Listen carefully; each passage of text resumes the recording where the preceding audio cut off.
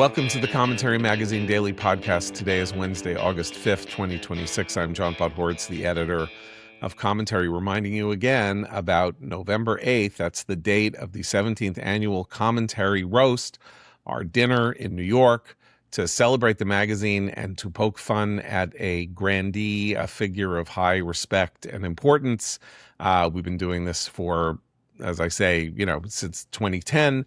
And this year, Ron Dermer is our roastee. It's a fantastic evening. People say it's the highlight of their year. People come from all over America just to attend the roast. If you would like to be one of them, go to commentary.org/roast for more details. And with me, of course, executive editor Abe Greenwald. Hi, Abe. Hi, John. Senior editor Seth Mandel. Hi, Seth. Hi, John. And Washington Free Beacon editor Eliana Johnson. Hi, Eliana. Hi, John. Okay, so we have been watching the Michigan Senate primary race granularly for months, and Eliana has, in the pages or whatever, the virtual pages of the Free Beacon, has covered this race with extraordinary attentiveness. Seth has written extensively about it on the Commentary website. And so when we came to the events of last night, where it became clear about 2 hours after the polls closed that it was a very close race and that we had been fooled by admittedly very few polls being taken in the primary race, but a polling that said that El-Sayed was going to win, I think, on average by 13 points. And that, in fact, the race, as it has ended up, it appears that he has won by one. This is a systemic, massive polling error, so much so that I think it is fair to ask whether these polls were deliberately ginned to get this result. That's what happens if you have three polls that herd to a 13, 14, 15-point advantage. It's very easy to do this, which is you just oversample the age group that you know is going for El-Sayed, and you undersample the age group, meaning the elderly, who would go for Haley Stevens, his rival. And so this may have been a psyop, this polling, to kill enthusiasm for Stevens, to get her voters to stay home on the grounds that there's no point and it's all useless. And therefore, like the DSA in general, El-Sayed's campaign is functioning through the modalities of trying to get inside the heads of people and sort of trick them when they're not necessarily totally enthusiastically behind the leader. So my fear is that because we watch this so granularly, we are inclined to look at this result and say, gee, you know what? I mean, everybody said he was going to win by 15 and El-Sayed only won by 1. And therefore, it's almost like he lost. And so, the DSA hasn't, there's life in the old Democratic establishment yet, or, America isn't turning to the DSA and to anti-Semite Hamas supporters. It is resisting them. But he won. The fact is he won. And the fact is that 6 years ago, a guy like him would have gotten 37%. If he got even that. I think in the last race that he did run, he lost by 22 points. And he won here in a different atmosphere. And I'm worried that there's going to be this kind of false hope that what is happening to the Democratic Party isn't really happening, or that there's more pushback. And given the fact that Wesley Bell in Missouri turned back a challenge from squad member and ousted Congressman Cori Bush, another DSA-aligned person, and won his primary after having ousted her and won by 22 points, that there are now these two data points that say El-Sayed was weaker than he looked, and Cori Bush did not win. And so, don't throw on the ashes and sackcloth. This is a real fight. But I'm worried that is like sunshine thinking. Well, on the polling point, we obviously can't know with any kind of certainty whether this was intentional, but there's a point that Nate Silver makes in his very interesting note on this morning, which is that Democrats also have a polling problem. Not only is Michigan difficult to poll, but that their primary polling undersamples white rural voters and black urban voters, and those were both Stevens voters. So there are reasons that aren't conspiratorial that Haley Stevens would have underpolled. But those are things that people would have known in advance. And I do think what we can see, the data that we have that doesn't require us to speculate, is that the media coverage of this race that we've been reading for the past 9 months made Stevens look like a real loser and characterized him as the exciting rising star, did not scrutinize him in the least. Stevens is a congresswoman. She's much more of a known commodity. He's a random, health commissioner from Wayne County and he got very little scrutiny, and he was portrayed as an exciting upstart. That we know for a fact. For a fact. She was portrayed as a, establishment, unexciting loser, and he was not. And so I do think that she got sort of robbed in this, given that it was actually an incredibly, incredibly tight race.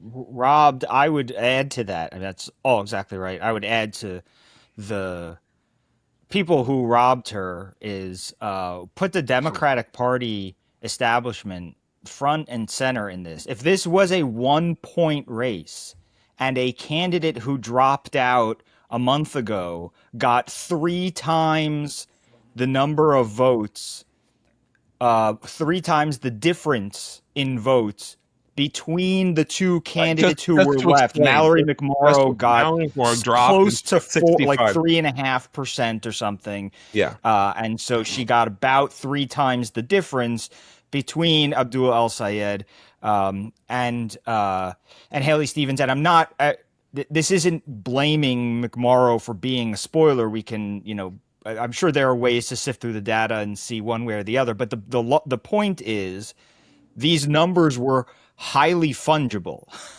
They were, McMorrow was at one point at 20%, and then felt like the next day she was at 7% and had no choice to drop out. And now she's at 3.5% when the two candidates are separated by, just over 1%. So these numbers were malleable. You could move them. You could massage them. You could rearrange them. And the Democratic establishment did exactly one thing once, and that was Gretchen Whitmer with a late endorsement of Haley Stevens. That's literally it. They did nothing to try to push a sitting congresswoman who was part of their establishment over the edge. I think if you're a Democrat and you see this, you go, these guys are incompetent. They're untrustworthy. They will never have your back. I mean, I know this is Washington, so I'm not trying to be naive. But boy, if I'm a Democrat and I see that at the first sign of, Abdul El-Sayed raiding Simon Cowell's closet and putting on those size small Gap children's T-shirts and running around, that Chuck Schumer and everybody else is going to, have a thrill run up their leg, as Chris Matthews said. What am I even doing here? What am I doing? I who paid my dues to the Democratic establishment, who ran campaigns with them, who endorsed them, who campaigned with them, who ran on their policies and all this stuff and defended them all this time. I think you have a party that, I know it is a cliche to say that Democrats are in disarray. That's become a joke. But even in victory, you see a certain amount of disarray in that the party does nothing in a winnable seat when the person running against them, Abdul El-Sayed, says, I'm going to start putting the Democrats' heads on pikes. That's what I'm going to do. I'm going to start cutting off heads and putting them on pikes, and they don't do anything. And lastly, the DNC, which does or does not exist, there is no definitive proof. We should talk about Alyssa Slotkin, who Okay, didn't let's endorse talk in is the this. senator, right? Is the sitting senator a Jewish woman, supposedly a moderate, right? A veteran, therefore presumably not somebody who would like hearing that the most prominent supporter of Abdul El-Sayed believes that America had it coming on 9/11, did not endorse Haley Stevens, Didn't her endorse colleague. in this race, and at the same time has expressed her interest and said she hopes to be a part of the conversation for 2028. And if you think those two aren't linked, you're fooling Right. yourselves. And um, Seth, you said you think the Democratic Party's in disarray. In a certain sense, they're in array. They are afraid of the DSA, and they are taking the Alyssa Slotkin position. In that sense, Gretchen Whitmer was the outlier, taking a real stand. The rest of them are all lined up like ducks. And on the polling point, just to add some data, the Real Clear Politics average had El-Sayed ahead by 10.2 points. So it was a real polling miss. It was like off by a factor of Susan Collins, which Okay, is, here's what's how much important her about polling is typically off by in Maine. what's important about your point, Seth, is that you're saying the Democratic establishment has proved itself incompetent and no one you could trust if they come at you and say you should run in 2028 for a higher office or you should run for Congress if you are in a non-radical lane, right? But whom does that help? That is an endorsement of the El-Sayed DSA argument, which is that the Democratic establishment needs to be extirpated. And we have a dry run for this in the Republican Party. Once again, this is what happened after 2009 and really came to its conclusion, not only with Trump's election, but with Trump's pursuit after he became president of the politicians who were not falling in line with him. That was throwing the bums out, reorienting the party ideologically, reorienting the party culturally, eliminating the whip, the House whip, Eric Cantor, with a sort of little-known candidate that no one had heard of, and her entire public national exposure was on Laura Ingram's radio show, and he nonetheless, Dave Bratt, beat Eric Cantor in 2014, 2015, and then the Speaker of the House, John Boehner, just resigned and left the House because he couldn't work with these people. So we've seen this happen. It's the idea that it's out of touch, they don't know what voters want and all of that. And look, they're right. I mean, let's just think about the Democratic record since 2016. The establishment forced Hillary Clinton on the Democratic Party, and her weaknesses as a candidate were pretty clear by the middle of 2015 when her approval rating went from 63%, which is where it was when she resigned as Secretary of State, to 40% after the exposure of, her emails and the destruction of her email server and all of that. And they nonetheless shoved her down the throat.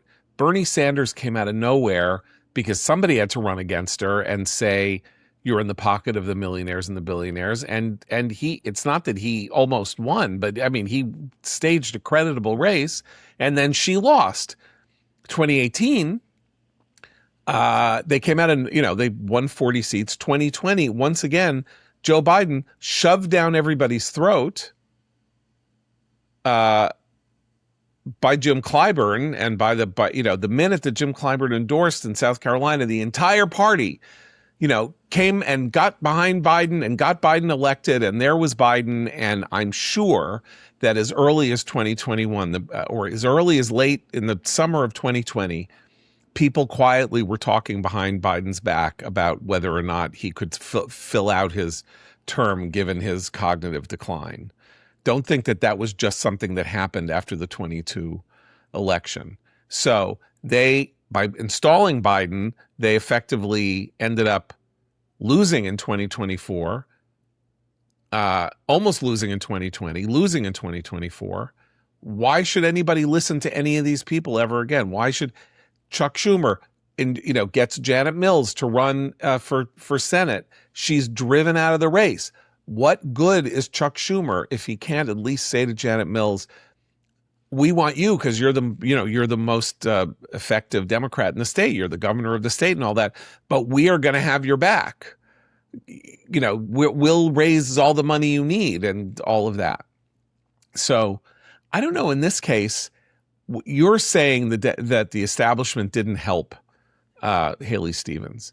But I mean, it is a fact that she outspent El-Sayed 9-1, or the money that was spent on her behalf was 9-1 in her favor. Most of it was AIPAC. Right. That's the thing, is that the democratic institutions are like, this is a blue year.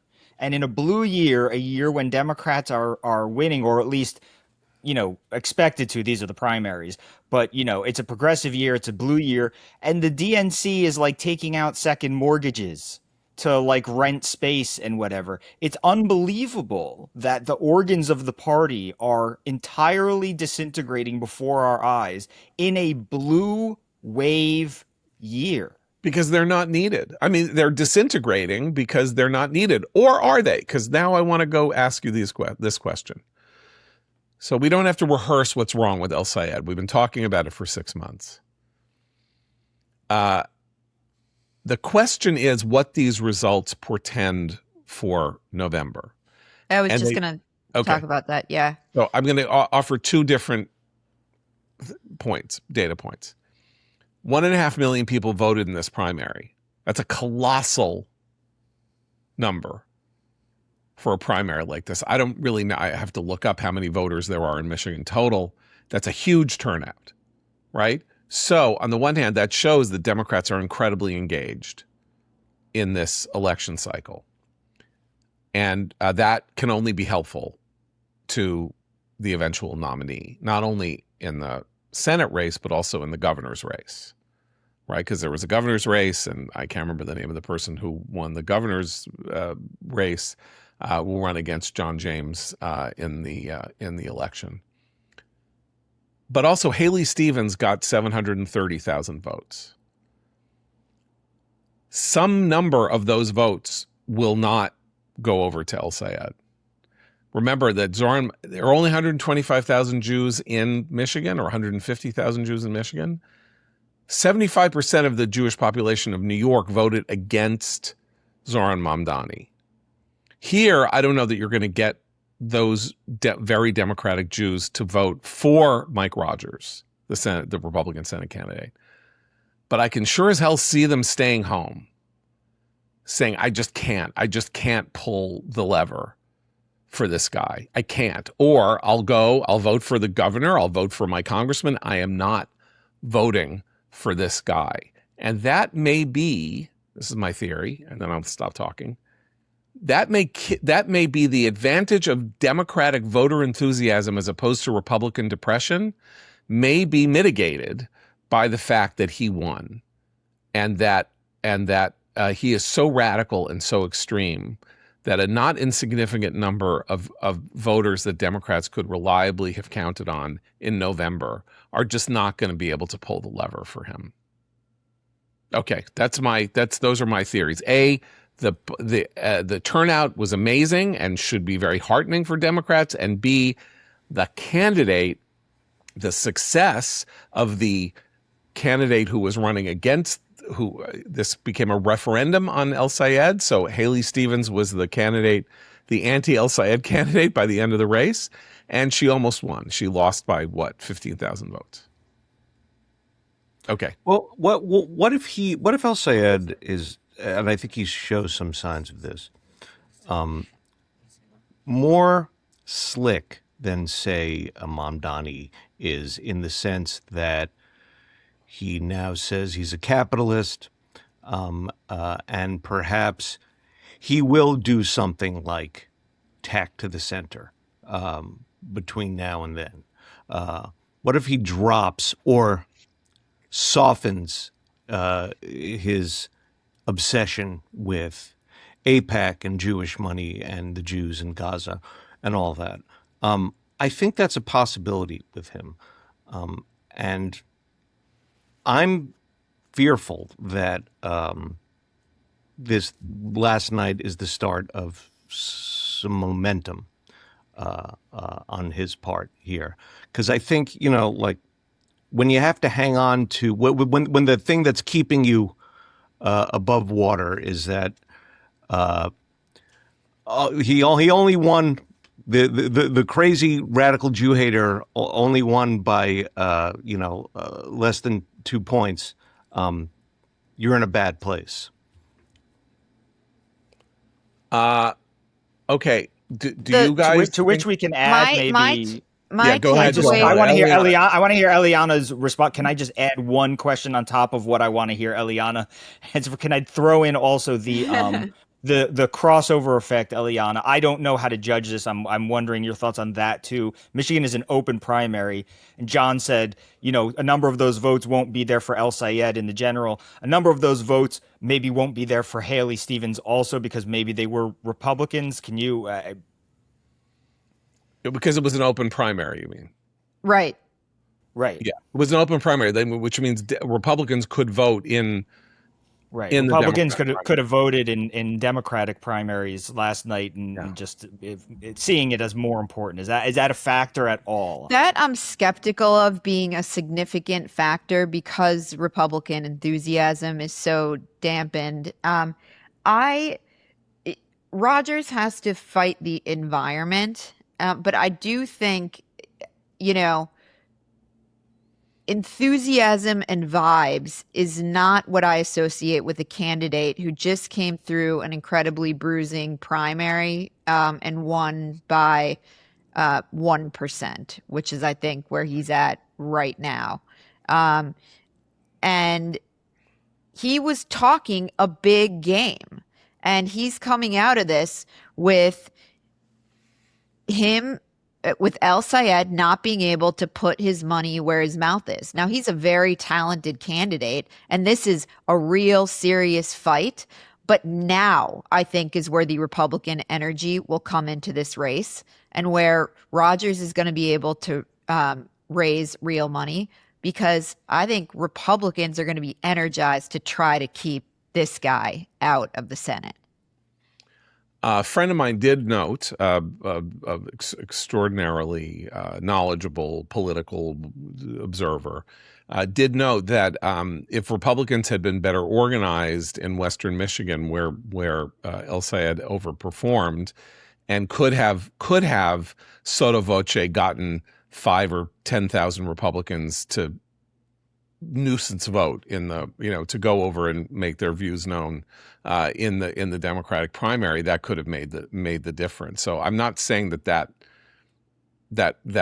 would have happened, but it was certainly a realistic possibility, since he saw and then saw that they were so disorganized and badly footed, the Michigan Republican Party, that they did nothing to effectuate that. There's also the question. It could have, but I actually think, I mean, I know that the view in the Republican establishment was that they preferred to run against El-Sayed. So I'd be shocked to hear that there was a coordinated campaign to get voters out to the polls, to get Republicans out to the polls to vote against him.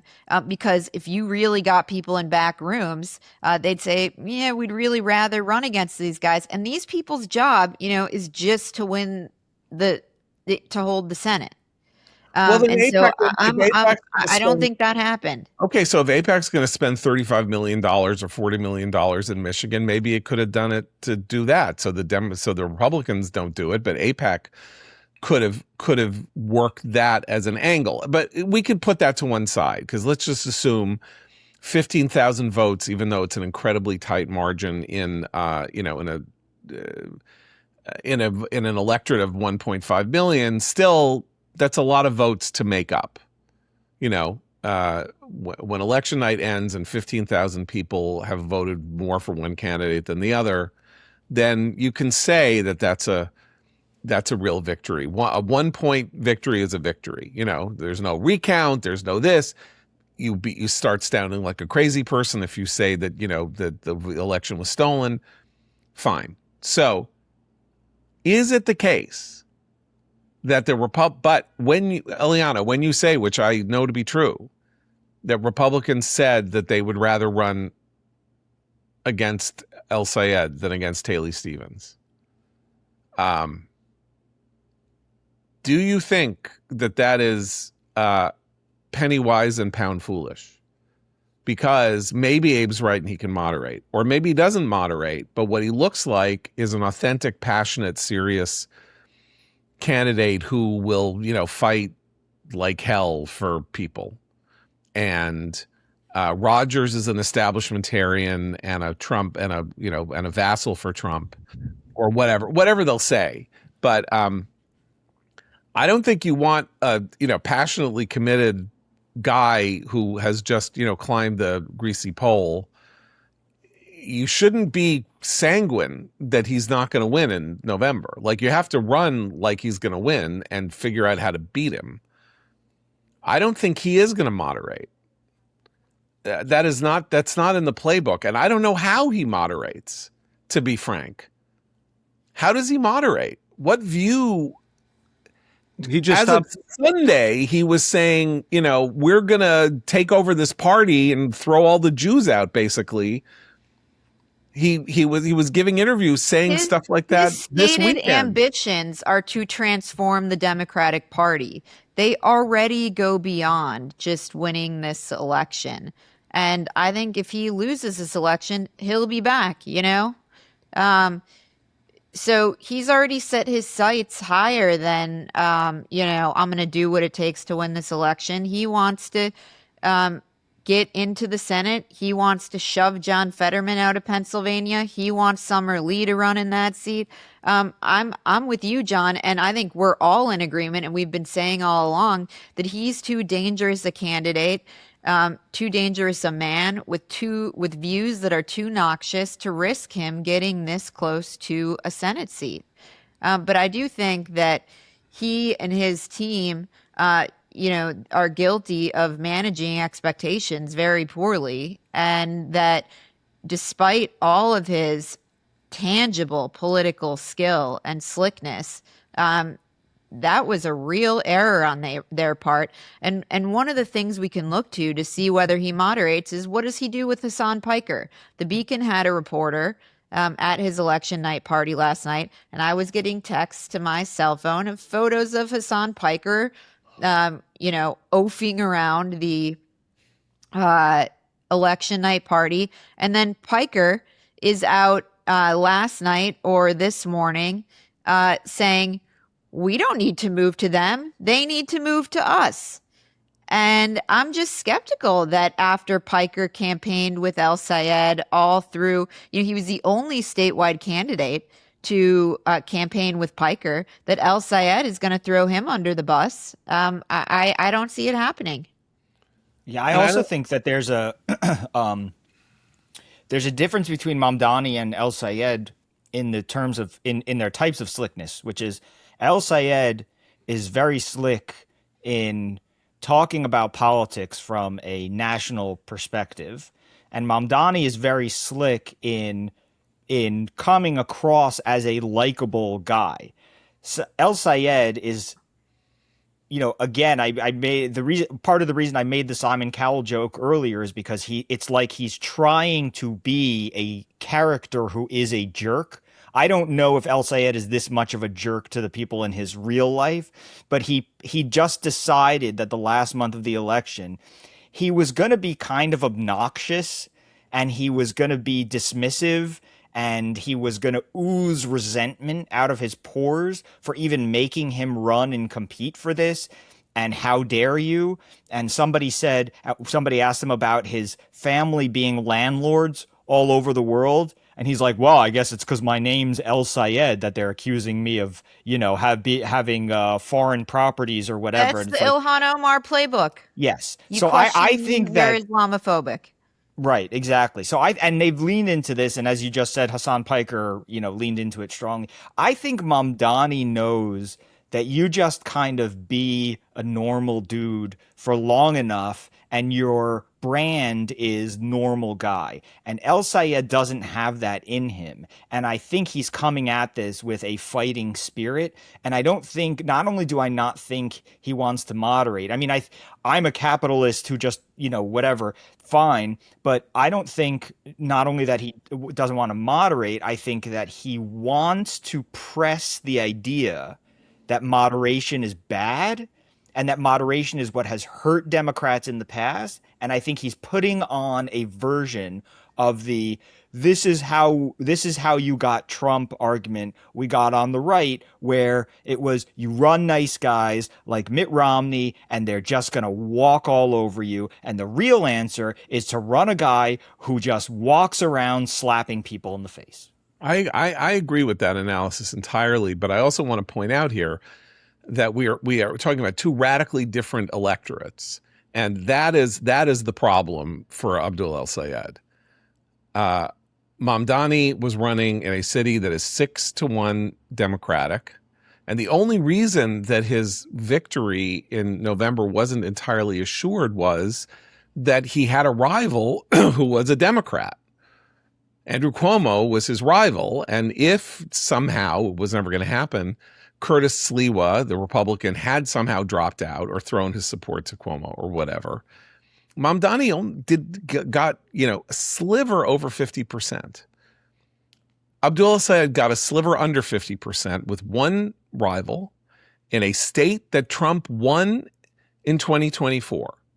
So he is now entering a general election in a state that where there was the larger electorate, that is the presidential electorate, went for Trump.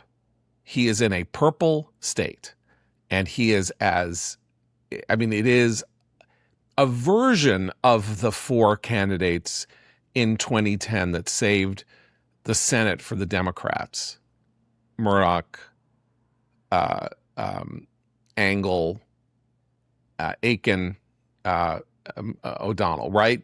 He is a version of them being on the extreme of his party in states where people might be liable to say he's too extreme for us.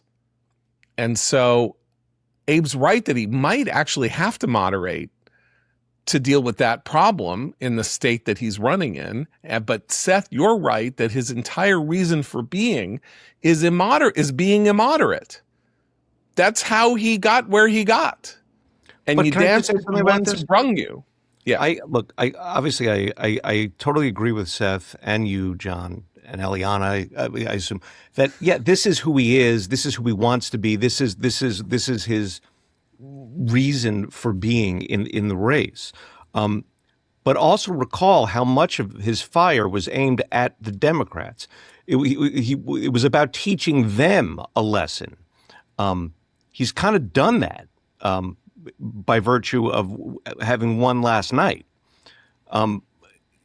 I just think he's capable of pretending to be another type of guy for a limited period of time, until in order to take down a Republican rival. Then he'll be the guy. I'm not saying he's not. When I say he'll moderate, I don't mean he'll commune with himself and say, maybe I'm going too far. I don't mean that. I just mean he'll say, all right, I'm going to keep my mouth shut about the Jews a little bit. I think that'll help. Purely tactically. I mean, he's going to have to spend a lot of time doing research on what else to talk about, because all he talks about is AIPAC. So he's going to have to go underground for a couple weeks. And I don't think AIPAC is necessarily, the question is what's AIPAC's game going to be in this primary? This is the other thing I want to talk about now, which is, so now it is the mission of the Republican Party to save America from the DSA, and that means beating El-Sayed in November. This is like job one for the Republican Party if it's going to sort of serve America in the best way that it possibly can. And a friend of mine, a longtime Republican strategist and campaign worker and wise man, asks this, texts me, is Rogers actually a good candidate? I don't know. Also, another question, is there a black anti-Muslim vote he can tap into? But this is the most interesting. Does the current cadre of GOP campaign strategists even know how to fight against a populist socialist? Not sure it is in their toolkit. And this is a very interesting point, because we may think that, there are messages that will ring very delightfully on our ear, right? He's a communist. He's, whatever. Like, he wants to, Medicare for, he wants to socialize medicine, all of that. But this is a radical running, and these guys have playbooks for making Democrats who are left-wing but are actually kind of relatively conventionally left-wing, making them look more left-wing than they are, and trying to polarize the electorate, or like expose how left-wing they are, or something like that. Here, they are going to have to take an extreme left-winger with extreme views on Jewry and Israel and all of that, and run against him. And as my friend says, I don't think they have any experience at this, and they may blunder. Like, they may think, oh, well, this worked for us, in 2022 against so-and-so, but, this is an entirely different atmosphere, an entirely new kind of threat. I'm not sure I have the advice to give them, but I'm not sure that they have good advice to give Mike Rogers. Well, I think there are a couple of threads to pull on, and I think Rogers will actually pull on them. The first is that he's a phony and a hypocrite. He is a top 1%er, and I think you'll hear that phrase a lot, who wants socialism. And those are the people, those are the Mamdani supporters. But the guy made almost $700,000 last year. His wife, a psychiatrist, doesn't accept insurance. And those are really simple things. Everybody knows what a top 1%er is. Everybody knows what it is not to take insurance. And people don't like those things. Okay. It's using their terms, against their candidate. People don't like the very rich. They don't like doctors who don't accept insurance, particularly when the guy's out there peddling something completely different. And they don't like radical Islam. They also don't like open borders. They don't like abolishing the police. And he may run away from that now, but his tweets are his tweets.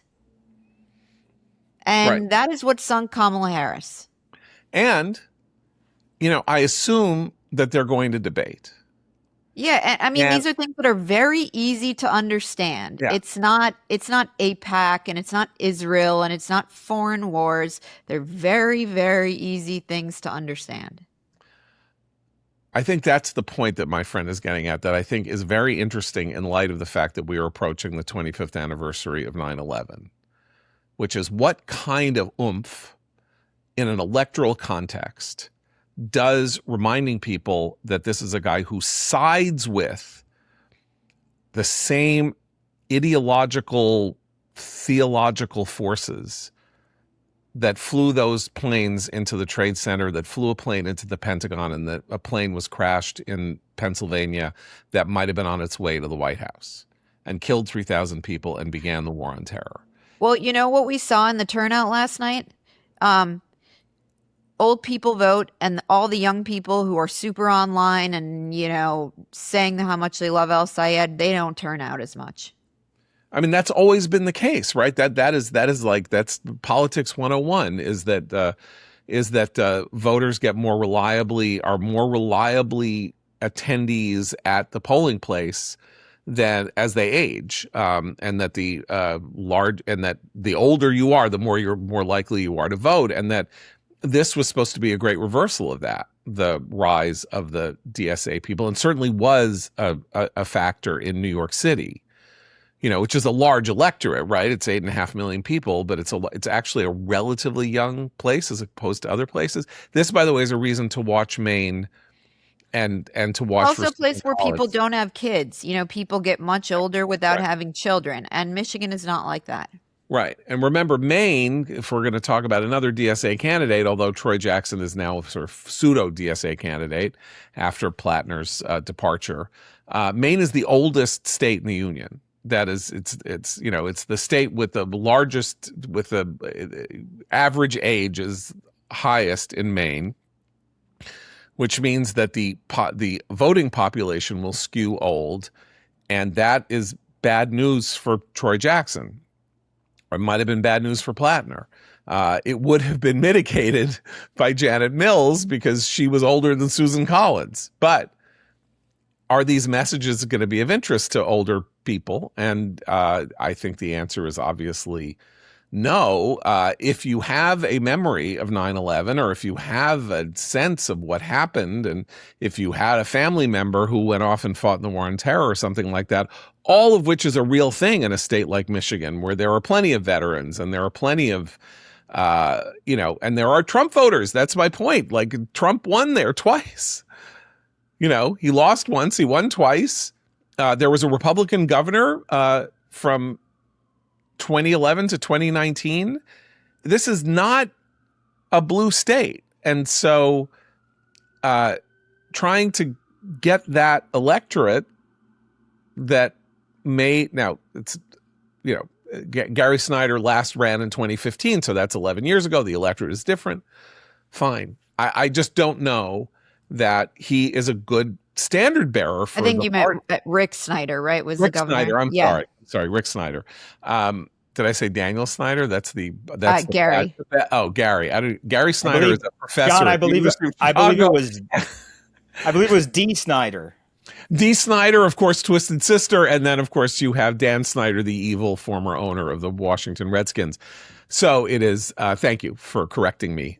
That's the good Snyder. But okay, so I think we need to be very worried that El-Sayed can pull this off, because the meaning of that will be catastrophic about America. But things are contingent, and we are going to have a reminder of 9/11 in a month, and what it meant, and what pain was caused by it, and who attacked us, and how closely aligned with Hamas, the organization that El-Sayed's father-in-law is effectively a fundraiser for. It is, then maybe the Republicans are right. It is a target-rich opportunity. If you need to run against someone, the race will be about, if the race is about El-Sayed, maybe he loses. If it's about change in general, vaguely, then he would probably win. But if it turns into a referendum on him, he almost lost the Democratic primary as a referendum on him, and then we'll have a statewide election. And a referendum on him is not what he wants, is my view. Although he may not know any different. That's, I think, what the jerkiness that Seth is talking about, and the kind of weird triumphalism that he was displaying in the last week, that is maybe the most suggestive thing about him. Now, again, it could have been part of the psyop. I think they really thought that the way to win this race was to depress Stevens voters and to act as though he had already won. And maybe that really worked. We don't know how many people were affected by that sort of thing. I don't know. But it is like, there's nothing more important now, is there? I mean, there are the places where they have to be defeated, right? That's Maine and Michigan now, Michigan in particular, because of El-Sayed's, anti-Semitism and the mainstreaming of anti-Semitism, emerging, of course, from the, that deathless city of anti-Semitism, Dearborn, which is where Henry Ford published his newspaper, and where the epicenter of radical Islamic anti-Semitism in America is now, sort of spewing forth from. Speaking of scandals, we do have an important cultural scandal, though it is not in the United States, but is very indicative and suggestive of the kind of rot, we're talking about political rot, the cultural rot of universities and what it is that and how they are so easily gulled into becoming, sort of like the the places where successful con artists can work their will, and that's the case in Cambridge. With a professor who seems to have made up his entire life. Eliana, do you want to give us some backfill? Sure. The professor's name is Jason Arday, and he is the youngest Black professor at the University of Cambridge. And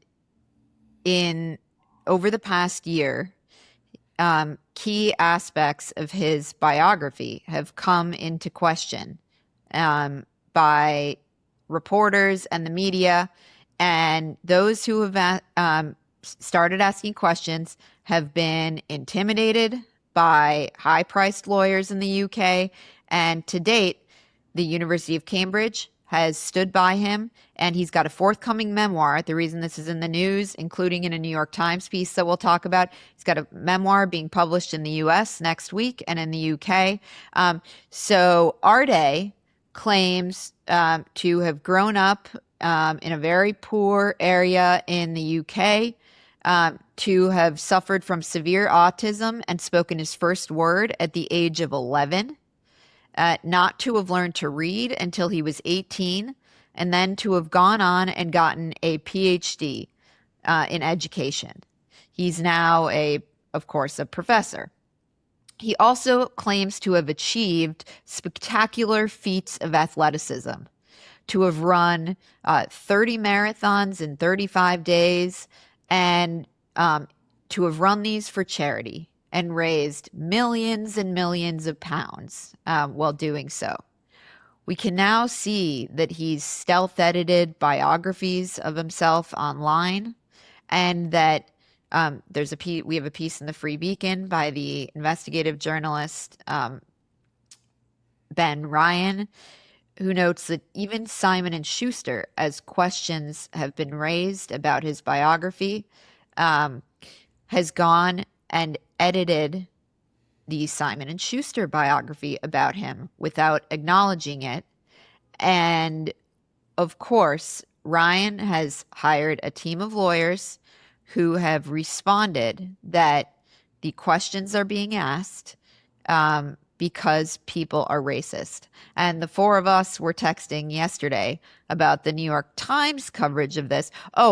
I should note, the original piece in Substack by a journalist by the name of Nathan Kofnas notes that the bulk of his academic work is plagiarized. And you can just look at it side by side in the same way that the Free Beacon and Chris Rufo at the Manhattan Institute did with Claudine Gay's work. So he says this is racism, and the four of us are texting. and anti-autism. So he actually sicked the police in Britain on a journalist who was writing about this fabulism and plagiarism stuff, and the cops show up at the guy's door and say, "We understand that you were harassing a disabled person," because he called the cops and said, "I have autism and this man is abusing me in the public prints."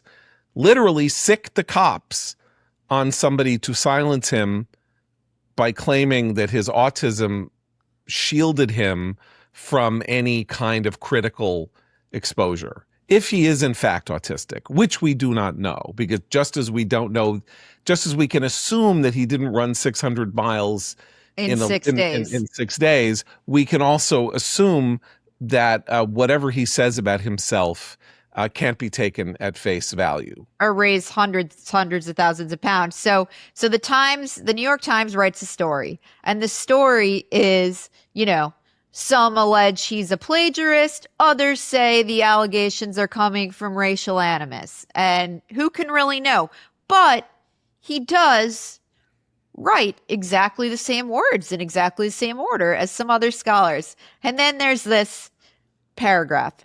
The allegations against Arday come amid broader concerns about the ways accusations of plagiarism are being weaponized, particularly as widely available plagiarism detection software makes possible infractions easier to identify. Conservative news outlets highlighted plagiarism allegations against Claudine Gay, the president of Harvard. The university then announced it had identified several instances of duplicative language without appropriate attribution in her scholarly work, and then she resigned. So, the real concern here is the weaponization of plagiarism allegations. The Times would like you to know. This is a great moment. Also, I just want to say that I had a roommate, and one of my housemates in college was autistic. Definitely autistic. He'd do it, whatever. And I would just want to say he was the absolute last person in the world who would have plagiarized anything academically. He didn't need to, first of all, but this idea that like a person who claims to be socially awkward is not, this trend of oh, I was so autistic today. You wouldn't believe what I said to this person, whatever. It has totally scrambled the whole concept in a way that I think that stuff has to be dismissed out of hand by this guy, because it's just like, oh, I was behaving this way, or I said something silly or whatever. And it's only once it's diluted that it's becoming some kind of protected class. Like, people get to hijack it and then they get to be protected by it, when in fact it's so out of character for the people who are actually have it and deal with it. I mean, that's an important point, but let's go to the media thing here, because this is the Times engaging in what came to be known as Fox Butterfieldism. That is, when Fox Butterfield, who was the Boston correspondent of the New York Times in the 1990s, reported breathlessly that spending on police and arrests have increased, and the net result is a horrifying, it's a lower crime rate.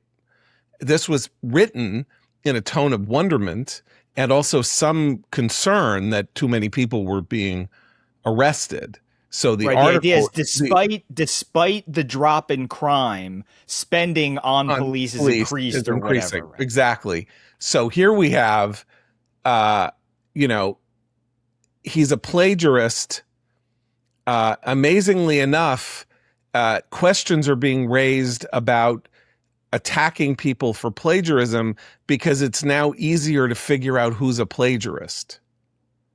And that, therefore, it's unfair, because it used to be harder to prove that people were stealing other people's intellectual property and copying their writing and doing what is effectively, a mortal crime in the world of intellectualism and scholarly thought and writing and all of that, which is to steal somebody else's words.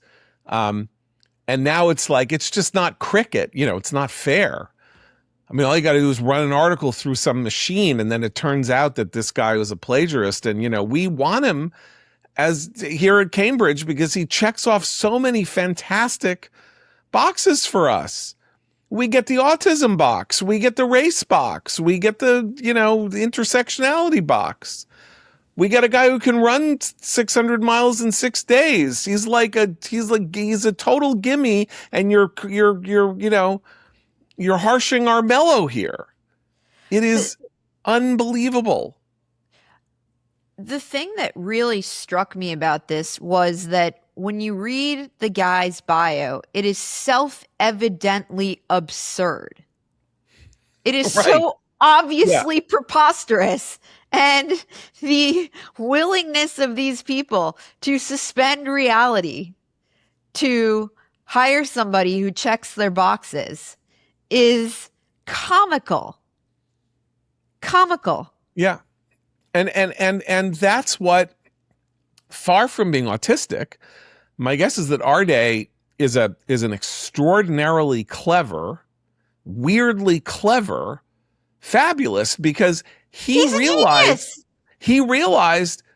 the thing to do was to go sort of like, Taylor Sheridan plots is to go totally implausible, because the more implausible your story is, the more people sort of like have to buy it, because then they're going to have to admit that they should have figured it out the first go round when you were just autistic. Then it's like, oh, okay, you're autistic. Well, that, it's amazing what you pulled off. And and you ran 600 miles, and you're autistic, and you're a brilliant scholar. Oh, you're a plagiarist, but you're a brilliant scholar who's autistic, and you ran like at what point? It's sort of like Susan Dolezal, right? Or Rachel Dolezal, whatever she was. Like, she just kept saying she was blacker and blacker and blacker, and everybody sort of had to accept this resume of blackness. And nobody said, really? Like, where did you, did you celebrate Juneteenth? I don't like at what point? It's also when you bring up Rachel Dolezal, it reminds me that it's a good gamble for frauds these days to give it a shot too, because even once you're caught, you have this sort of second career as a penitent fraud or something. Like you stay a part of the culture. Someone will do some documentaries on you. You'll write a book. You can share some really important insights on identity after that. It's like there's no downside. Give it a shot, ride it out. Or George Santos, whatever, like you stick around. You don't disappear. But like, and also like, isn't there an element of Gary Hartism in that? Like, go ahead, see if go ahead and find the affair that I'm supposedly having, and then the next day they find the affair that the guy's having. But in this case, right, it's like, go ahead, accuse me of plagiarism. No one wants to do it, because of the weaponizing plagiarism aspect of this, the Republicans pounce aspect. Some people are happy to do it. That's why but that's exactly why I say, Eliana, that there's a Gary Hart aspect to this, which is like, you're just daring people. You get credit for daring people to do something that the people in your circle will never do. But someone's gonna take you up on the challenge. No, but that's the whole thing about con artists, and that's why this is a particularly interesting point, which is that con artists ultimately tell people what it is they want to hear, and then steal, pick their pockets by figuring out how to win them over, woo them, seduce them, and then it works, and then they just keep upping the ante. And then at some point it all comes crashing down, or maybe not. Like, how many people have survived scandals like this without us ever knowing about it? We don't know that, but that is the con. And of course, the long con, as we know from The Sting, the greatest movie ever made, is that you con somebody, and then can you keep them conned forever? Can you run the long con? It's not just that, you run the con, you run away, and they're like, oh my God, that guy tricked me. I shouldn't have, given him $20 for a sandwich. He just went and bought drugs with it. It's, you make them complicit, or even if they find out, then they're complicit in the con, because if they reveal it, then they make themselves look like buffoons and ludicrous figures who themselves might lose their jobs because they empowered somebody who clearly shouldn't have been empowered. But we need these scandals at the university level, because it's very important, because these are corrupted institutions, and it's always the tip of the iceberg. It's always the tip of the iceberg. And so, make it clear that this is the sort of thing that happens when somebody is up for a coveted job. And I hate to put it this way, but let's say you're in the running for some professorship somewhere. You should start doing oppo research on the people who are likely to be up for that same job. Take their books, run them through plagiarism machines, send the material that you found to the committee that is deciding who is going to get the Philip Ryman Singlehoff chair in, anthropology at the University of Pasquaxie. So, I mean, that's a real, that's something that should start happening. Can we also talk about Simon and Schuster's role in this? Oh, please. Where they are selling as a memoir this guy's load of crap to their readers and then going in to clean up his doo-doos after him. And they're conning their readers to make a buck because the people who work in publishing are all left-wing nuts unless you are working explicitly at a conservative publisher. And this goes along with the fact that they're publishing the book of the outspoken anti-Semite Susan Abulhawa, however you say her last name, who partnered. She had Zohran Mamdani's lunatic anti-Semitic wife illustrate her work. And meanwhile, a normal conservative can't ink a book deal. Or a normal Jew and a Jew can't ink a book deal. Susan Abulhawa is having her new memoir published and her two other books republished by Atria, an imprint of Simon and Schuster. And all we hear, and Meg Keane and others are now doing work on this. We hear that Jewish books are being rejected very explicitly by publishing houses on the grounds that Jewish content will create controversies that publishing houses do not want to involve themselves in. And that is a real thing. And we have the case in Nashville of the bookstore refusing to host an event for Alyssa Rosenheck's book, White Blonde Jew. This is like her local bookstore. Because the book is called White Blonde Jew, and they said that they had scheduled it and then they canceled it on security concerns. And Alyssa Rosenheck said, I actually have private security. I've had it for 3 years. So I will have a security person. She has the receipts that they accepted her private security for the event. Right. And then canceled it. And then in a desperate effort to make themselves not look like the anti-Semitic, cowardly, loathsome, speech-suppressing scum that they are, said that they were worried about security. So, there is a frontal assault on Jews in publishing. Do you know who the most reliable readers in the United States were in the course of the 20th century? The people who made books bestsellers? Jews. The entire publishing industry has helped build itself on the shoulders of wildly disproportionate readership among Jews in the United States. I am not joking. This is like, there was some point at which Jews, who make up 4% of the population, were buying 20 to 25% of the books that were sold in the United States, just like they give money way disproportionately.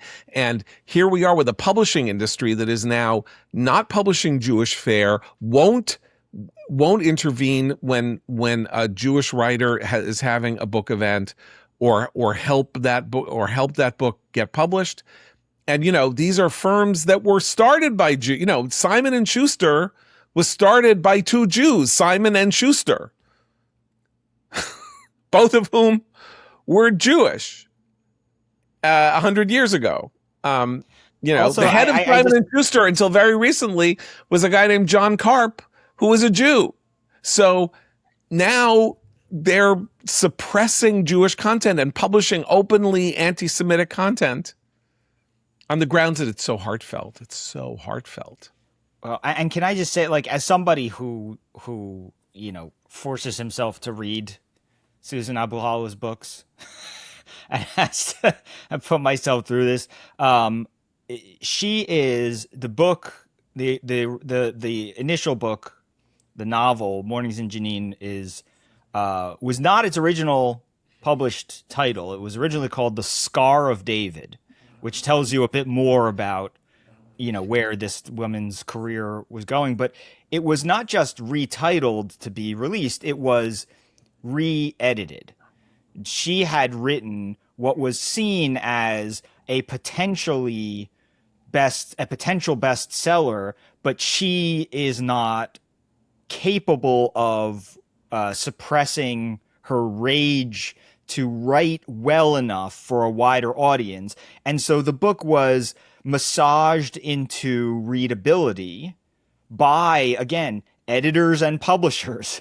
My point is that she's kind of been carried from the beginning, that this is not just publishers, helping her at a moment when she is literally talking like a Nazi on Twitter, when she's literally saying, things like, no wonder the Nazis did, what they did to the Jews, and people get tired of this Jewish act and all this other stuff. I really believe that her career was saved from collapsing on the launch pad by this. Let's rename the book. Let's re-edit. Let's get people who know how to write to go through it. Again, the book was already published, and then it took off as a seller when it was republished under a different name and with the edits. And I also think that, okay, that's a great point. I just want to read one tweet by her just so people understand what we're talking about. Yeah. And then we probably have to go. This is just one tweet. I'm taking this from the Free Beacon report on Susan Abulhawa. For a long time, we've known these demonic parasites that the world is finally glimpsing. Israel must be dismantled if humanity is going to have any chance at a moral future. Demonic parasite. Jews are demonic parasites. Simon & Schuster is publishing this woman. They should drop dead. 1230 Avenue of the Americas, the home of Simon & Schuster, should be fumigated and cleared of this wretched filth of a publishing house. That was actually my first publisher. I noted that Gerald Posner, the author of Case Closed, the definitive book on the Kennedy assassination and other things, has pulled his next book from Simon & Schuster because of because of these two scandals, and maybe others will follow. But demonic parasite. Woman should look in the mirror. Okay, we'll be back tomorrow. So for Abe, Eliana, and Seth, I'm John Podhoretz. Keep the candle burning.